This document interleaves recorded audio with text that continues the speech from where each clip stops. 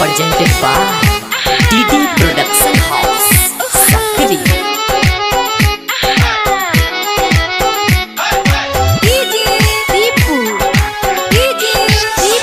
भेलो शादी तोहर के छौरी जेठ में आगो चढ़ते चढ़ते कोना भेलो पेट में।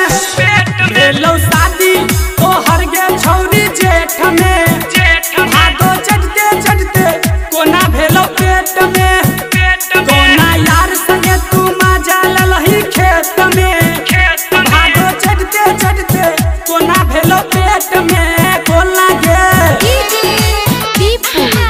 Presented by DD Production House, Sakri.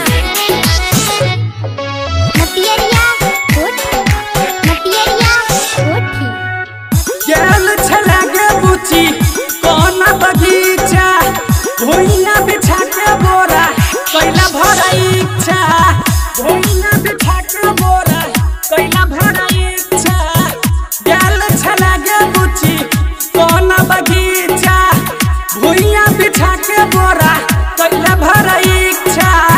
कैला भरा इच्छा। जितना यार के रखै छेला पेट में भागो चढ़ते चढ़ते कोना भेलो पेट में।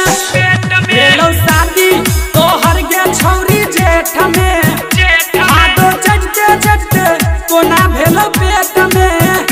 भेलो शादी तोहर गे छौरी जेठ में भागो चढ़ते चढ़ते कोना भेलो पेट में। बोलना गे